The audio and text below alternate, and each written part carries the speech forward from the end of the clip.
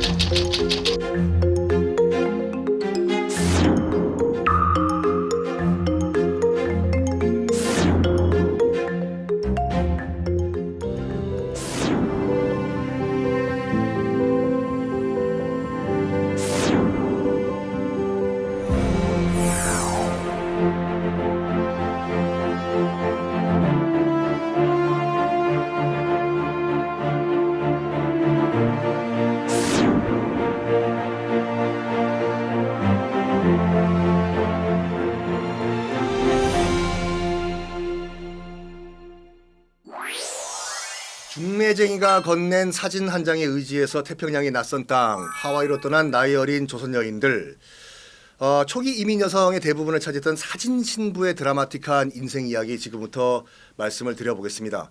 하와이의 역사는 어떻게 보면 사탕수수로 시작을 하거든요. 하와이는 지금의 미국의 50개 주 가운데 하나였지만 19세기까지만 하더라도 독립국가였어요. 왕국이었죠. 하와이 왕국이었는데 사탕수수가 굉장히 많이 자랐거든요. 근데 미국이 관세를 이용해가지고 참 어떻게 보면 올바르지 않은 방법으로 하와이를 경제 종속을 시켜버려요. 처음에는 하와이에서 생산되는 그 사탕수수에 관세를 안 붙이겠다고 약속을 했어요. 미국이 많이 생산하라고 어마무시하게 생산하고, 그 많이 생산된 사탕수수를 다 이제 미국의 본국에 수출했거든요. 그러다 보니까 너도 나도 사탕수수를 다 이제 재배를 하기 시작했어요. 그 말은 하와이 경제의 거의 대부분이 미국의 종속이 돼버린 거예요. 근데 여기에 갑자기 미국이 약속을 깨버리고 사탕수수, 하와이에서 생산되는 사탕수수에 관세를 빡 붙여버린 거예요. 뭐야, 관세가 붙어버리면 우리는 끝났네. 하와이 왕국은 경제적으로 자멸의 길을 걷게 되고 나중에는 미국의 50개 주 가운데 하나가 됩니다. 하여간 사탕수수는 곧 하와이인데, 사탕수수는요 이게 상당히 손이 많이 가는 일이에요. 사탕수수를 키우는 것이. 그래서 이 하와이의 수많은 사탕수수 이 농장들, 노동자들이 필요했겠지요. 그래가지고 아시아 신흥 국가들에서 많은 노동자들을 데려왔어요. 우리나라뿐만 아니라 뭐 타이완, 중국 남부 등등등에서도, 처음엔 일본에서도 가고, 그러니까 1902년부터 이제 우리나라에서도 이제 공고가 왔지요. 미국이라는 엄청난 선진국이 있는데 가면 잘 살 수 있다. 주로 이제 정말 우리 사회에서 먹고 살 방법이 없었던 그 이 하층 계급들, 그때 뭐 TV가 있나 뭐가 있나, 대략적으로 미국이라는 나라가 뭐 잘 사는구나 라는 소문만 듣고 배 타고 간 거예요. 대부분이 남성 노동자들이었습니다. 당시에는요 결혼 못해서 결혼 안 하고 자식을 안 낳으면 불효라고 생각했거든요. 결혼을 하긴 해야 되는데 당시 법이 뭐냐면은 동양인들은 하와이 원주민과 결혼할 수가 없다, 뭐 이런 법이 있었어요. 그럼 당연히 뭐 같은 조선인과 결혼하는 방법이 가장 합리적이었겠죠.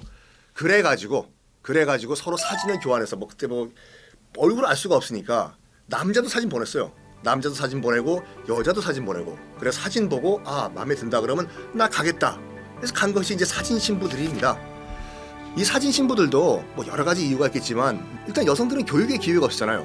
미국 가면 미국은 민주주의다. 누구나 다 평등하다. 여성도 교육을 받을 수 있다. 그래? 나 교육 못 받아 한이 있는데 가서 난 공부하겠다. 난 정말 억압받고 살았는데 유교 국가에서 난 자유를 찾아가겠다. 여러 가지 꿈을 갖고 갔겠지요. 하지만 방금 그 영상에서 보신 것과 같이 생지옥이에요. 생지옥. 돌아올 때가 어딨어요, 여러분. 1910년에 우리나라는 사라졌어요. 여권도 있었는데 여권 더 이상 의미가 없어. 여권을 발행한 나라가 없어졌기 때문에 돌아갈 나라가 없어요. 그래서 식민지가 된 조선으로 돌아간 사람도 있었지만 하와이에 남아가지고 나는 대한제국의 대한의 독립을 위해 가지고 싸우겠다. 수많은 독립단체를 만들었지 않습니까? 해외 이주민들 얘기를 할 때 우리가 또 빼뜨릴 수가 없는 게 뭐냐면 하와이뿐만 아니라 멕시코로도 많이 갔어요. 1905년 우리나라가 외교권 뺏기기 직전에 마지막 여권을 들고 1033명이 묵서가로 떠납니다. 묵서가가 지금의 멕시코거든요. 선전을 이렇게 한 거예요. 여러분 미국 아시죠? 세계 최강의 선진국. 그 바로 밑에 있는 나라인데 밑에 있는 나라니까 당연히 그 나라도 선진국이겠죠. 뭐 행복한 삶, 풍요로운 삶을 보장합니다. 거기에 애니깽이라는 용설란이라는 선인장이 있는데 애네켄인데 그걸 약간 뭐라고 할까 우리가 이제 애니깽으로 부르기 시작하고 그거 농장에 가시면은요 재벌돼요. 선전한 거야. 이 조선 땅에서는 뭐 난 인간 대접도 못 받는데 가자 그래. 가서 주구나 여기서 주구나 그게 똑같다. 지금의 유카탄 반도에 도착을 해요. 웬걸 유카탄 반도는 가만히 잠깐 1분 나갔다 와도 몸이 익어요. 밭, 태양, 자결. 용설란은 선인장이거든요. 그걸 왜 그 멕시코에서 그 재배를 했냐면 내용물 끄집어낸 다음에 그걸 밧줄 만들려고. 밧줄 만들어가지고 미국에 수출하면 그거 가지고 이제 그 이 포장 케이스 만드는 거. 그 생존자들의 증언에 따르면 거의 노예 생활을 했다고 해요. 엉엉 울면서 내가 이 고생하러 여기 왔냐? 난 다시 가겠다. 도선 안창호 선생님이 그때 이제 LA에 계셨을 때인데 내려와가지고 이제 소식을 전한 거예요. 나라가 없어졌다. 돌아갈 나라가 없다. 야, 이 애니깽 노동자들이 정말 가슴 아픈 게 뭐냐면은 월 일당이 한 1달러 정도도 안 됐어요. 쌀배급이 나온 거 하루에 한 수저씩 우리 모으자. 이게 당시 돈으로 1,400원인가 얼마 정도 모은 거예요, 이걸요.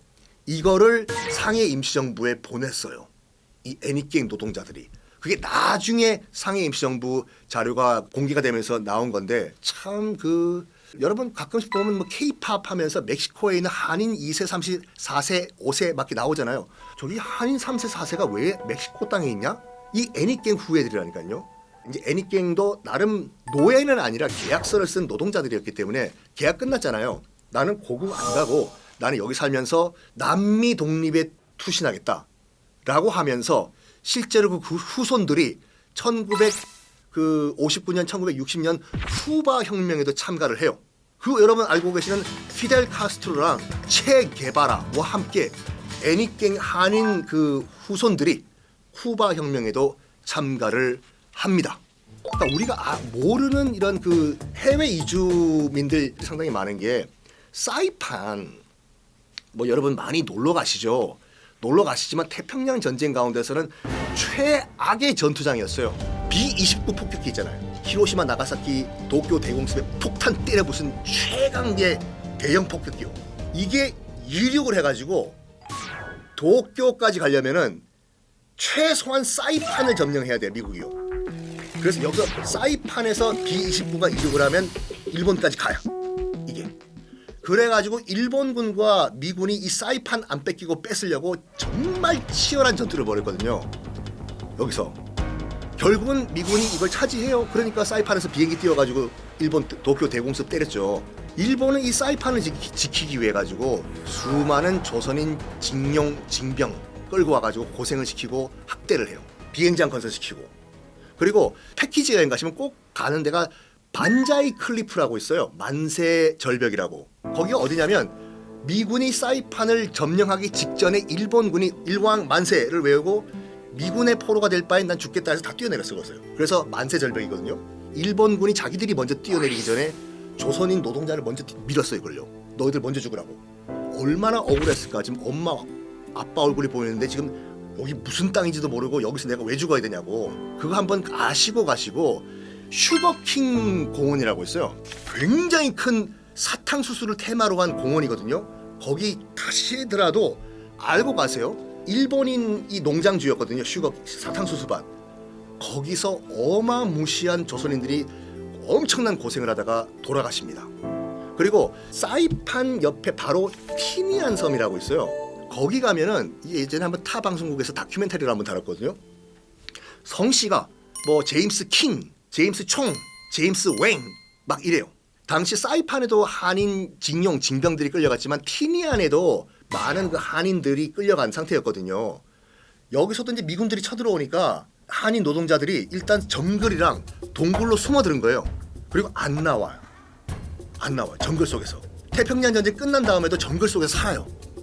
그래서 정글 안에서 원주민과 결혼해가지고 쭉쭉쭉 사는데, 지금 그때 인터뷰를 보니까 자기 증조 할아버지가 김씨였는데 그러다 보니까 내 이름이 성이 킹씨가 됐다. 우리 증조 할아버지가 강씨였는데 지금 내 이름이 콩씨가 됐다. 이런 식으로 한인 3세 4세 후손들이 있는 거예요 거기요. 그러니까 일본 자본들이 지금 들어가가지고 그 티니안을 약간 일본 상권화를 한다고 하는데, 한국 정부에서 좀 그 고국에서 신경을 좀 쓰셔, 관심을 좀 가져주셔가지고 여기 좀 일본 상권이 장악하는 걸, 티니안을 좀 막아달라고. 우리 증조 할아버지 얼마나 억울하게 돌아가셨냐고.